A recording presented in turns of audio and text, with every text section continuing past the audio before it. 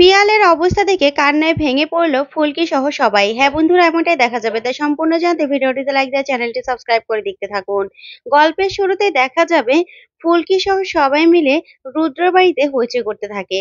তারপরেই সবাই মিলে বলতে থাকে, আজকে না আমরা জেঠিমণিকে বাড়িতে নিয়ে যাব, বুঝতে পেরেছো? তারপরেই জেঠুমণি বলতে থাকে, আচ্ছা দেখি তোরা কি করিস। তারপরে দেখা যাবে সবাই মিলে গান গান গাইতে থাকে, আর ওইদিকে রোহিতরা সবাই বাজনা বাজাতে থাকে। তারপরে দেখা যাবে সেখানে রুদ্র হৈমন্তীকে নিয়ে আসে। তারপরে সবার গান শুনেই রুদ্র হৈমন্তী বলতে থাকে, তোমরা সবাই বুঝতে পেরেছি তো, প্ল্যান করে আমাকে নেওয়ার জন্য এখানে এসেছো তো? আমি যাব না, কারো কোনো কথায় গলবো না। আজকে আমি কিছুতেই যাব না। আমি নিজের পায়ে দাঁড়াবো, নিজের মতো করে চলবো, আর আমার ছেলে আমার পাশে থাকবে। যা শুনে সবাই অবাক হয়ে তাকিয়ে থাকে। তারপরেই সবাই মিলে হৈমন্তীকে বোঝাতে থাকলে হৈমন্তী বলতে থাকে, না মাস্টারমশাই কোনোদিনও আমার মনটা বুঝতে পারেনি, কোনোদিনও না। আমার কোনো কথাই উনি শুনতে চায়নি, তাই আমি কিছুতেই ও বাড়িতে ফিরবো না। এই বলে হৈমন্তী ওখান থেকে চলে গেলেই জেঠুমণি রেগে যায় আর বলতে থাকে, পিয়ালকে ফোন কর, তারপরে খাওয়া দাওয়া করে চল বাড়ি চলে যাব, না গেলে না যাক। এই বলে রেগে যায়।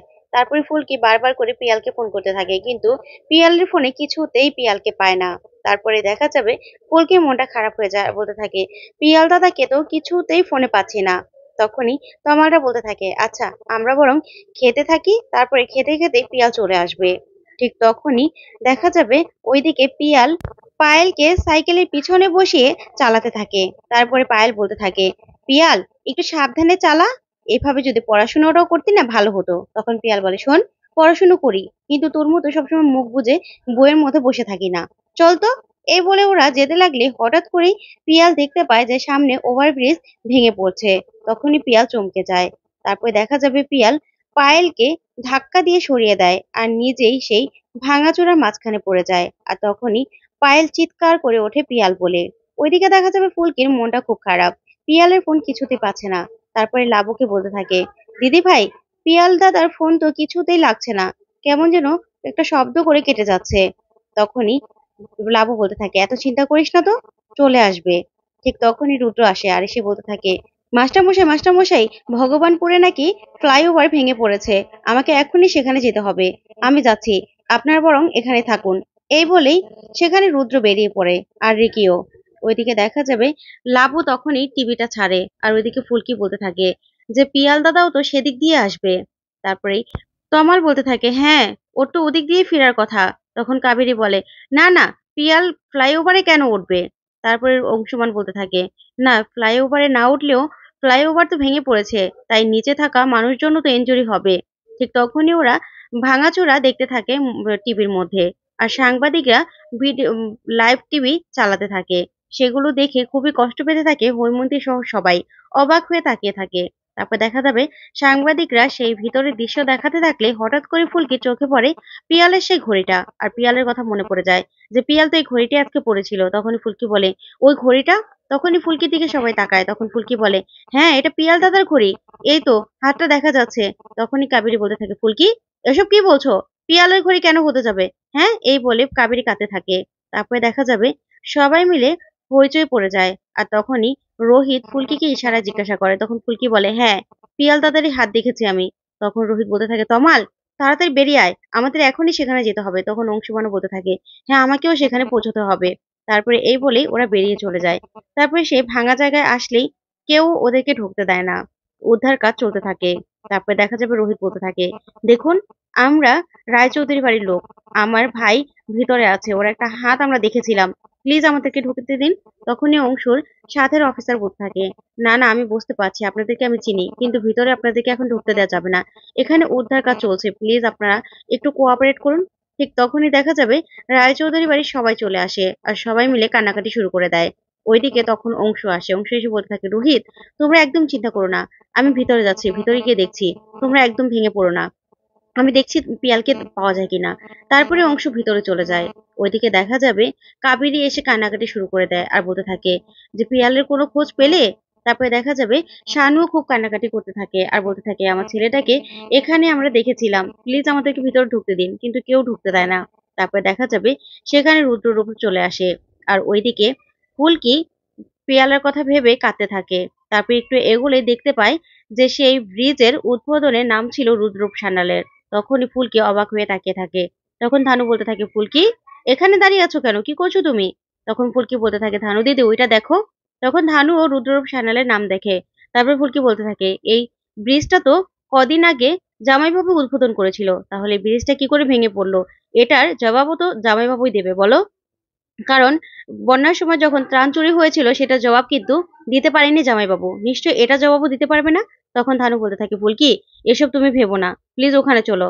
ঠিক তখনই অংশুমান আসে আর এসে বলতে থাকে, রোহিত পিয়ালকে ভগবানপুরের একটা হসপিটালে নিয়ে যাওয়া হয়েছে, ওখানে আছে, ওর অবস্থা বেশি ভালো নয়।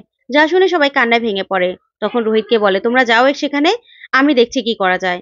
এই বলে অংশুমান আবার চলে যায়। তারপরে রোহিত সহ সবাই মিলে গাড়িতে ছুটে উঠতে থাকে। আর ওইদিকে রুদ্র বলতে থাকে, তোমরা যাও, আমি দেখছি কি করা যায়, আমি এখানকার ঝামেলাটা সেরেই আমি আসছি। তখন ফুলকি অবাক হয়ে তাকিয়ে থাকে আর বলতে থাকে, জামাইবাবু এবার শুধু পিয়াল দাদার খবরটা আমি জানি, তারপরে এই সবকিছু কি করে হলো, এই সবকিছুর পিছনে যে আপনার হাত আছে সেটা আমি ঠিক খুঁজে বের করব। এই বলেই ফুলকিও রোহিতের সাথে চলে যায়। তারপরে হসপিটালে গিয়ে পিয়ালের খোঁজ করতে থাকে রোহিতরা, কিন্তু কিছুতেই খোঁজ পায় না। তখন এই ডক্টরকে ফুলকি বলতে থাকে, ডক্টর বাবু আমাকে চিনতে পারছেন, আমি ফুলকি। আসলে আমার দাদা পিয়াল, ও এখানে এখানে ভর্তি। সেখানে সেই ব্রিজ নাকি ভেঙে পড়েছিল, সেখানে ছিল। তখনই রোহিত এসে ডাক্তার বাবুকে সবটা বললে ডক্টর বলতে থাকে, আচ্ছা আমি দেখছি। তারপর ডক্টর সেই রোগীদের লিস্ট দেখতে থাকে। আর এদিকে রোহিত ফুলকি সহ সবাই কাঁদতে থাকে। তখনই শানু আসে আর এসে বলতে থাকে, রোহিত কোনো খোঁজ পেলি? তখন রোহিত বলতে থাকে, না জেঠুমনি, ওখানে ডাক্তার লিস্ট দেখছে। তারপরে ডক্টর আসে আর রোহিতকে বলতে থাকে, রোহিত আসলে আহ পিয়াল পিয়াল মাথায় খুব চোট পেয়েছে, ওর অবস্থা বেশি একটা ভালো নয়, এখনো জ্ঞান ফিরেনি, আমি তোমাদেরকে নিয়ে যাচ্ছি চলো। তখন এই কথা শুনেই রোহিত সহ সবাই চমকে যায়। তারপরেই পিয়ালের কাছে গিয়ে দেখতে পায় যে পিয়াল আইসিইউতে আছে, কিন্তু পিয়ালের কোনো জ্ঞান ফিরেনি। তখন ধানু আর ফুলকি পিয়ালকে ডাকতে থাকে আর বলতে থাকে, পিয়াল দাদা ওঠো, ওঠো তুমি। কিন্তু পিয়ালের জ্ঞান ফিরে আসে না। তারপরে দেখা যাবে শানু কাঁদতে থাকে আর বলতে থাকে, আমার ছেলে পিয়ালটা বেঁচে উঠবে তো ডক্টর? তখন ডক্টর বলতে থাকে, দেখুন এখনো জ্ঞান ফিরেনি, তবে আশা করছি ঠিক হয়ে যাবে, আপনারা একদম ভেঙে পড়বেন না, চিন্তা করবেন না। তখনই রোহিত বলতে থাকে, ডক্টর প্লিজ, জেঠিমণি চলে আসবে, কান্নাকাটি করবে, আপনি প্লিজ তার আগে কিছু একটা করুন না। তখন ডক্টর বলতে থাকে, দেখুন আমাদের হাতে তো আর কিছু নেই, তবে আপনারা প্রার্থনা করতে থাকুন যেন রোগী তাড়াতাড়ি সুস্থ হয়ে যায়। তারপরে দেখা যাবে রোহিতরা বলতে থাকে, কি থেকে কি হয়ে গেল, বুঝতে পারছি না কি হচ্ছে। তারপর লাবু আসে আর এসে বলতে থাকে, পিয়ালটার জ্ঞান ফিরলো? তখন শানু বলে, না পিয়ালটার জ্ঞান ফিরেনি। তখন লাবু বলতে থাকে, কাকিমণিও চলে এসেছে, কাকিমণি খুব কান্নাকাটি করছে, আর মা তো মন্দিরে চলে গেছে, জানিস তো সবাই ভেঙে পড়েছে। এই পিয়ালটা কখন যে জ্ঞান ফিরবে কিছু বুঝতে পারছি না, কি থেকে কি হয়ে গেল। তারপরেই তমাল বলতে থাকে, আচ্ছা আমরা বরং বাহিরে দাঁড়াই, আর ধানু আর ফুলকে এখানে থাকুক, কারণ ওদের সাথে তো পিয়ালের বেশি জমতো, ওরাই তো একসাথে থাকতো, খুব মিল ছিল তো, তাই ওদের কথায় যদি পিয়ালের জ্ঞান ফিরে আসে। তারপর দেখা যাবে সবাই বেরিয়ে গেলে ধানু বেরিয়ে যায়। তখনই ফুলকি পিয়ালের হাতটা ধরে বলতে থাকে, পিয়াল দাদা তোমার শুধু জ্ঞানটা ফিরে আসুক, তারপরেই এই সব কিছুর পিছনে যে রয়েছে না তাকে আমি খুঁজে বের করব। তারপরে সবার সামনে তার মুখোশটা আমি ঠিক খুলে দেব, তুমি চিন্তা করো না, তুমি শুধু একবার সুস্থ হয়ে যাও। তখন এই কথা বলে ফুলকি এক দৃষ্টিতে তাকিয়ে থাকে। তো বন্ধুরা আজকের আপডেটটি তোমাদের কাছে কেমন লাগলো অবশ্যই কমেন্ট করে জানাতে ভুলবে না। আর পরবর্তী আপডেট পেতে অবশ্যই চ্যানেলটি সাবস্ক্রাইব করবে। ধন্যবাদ।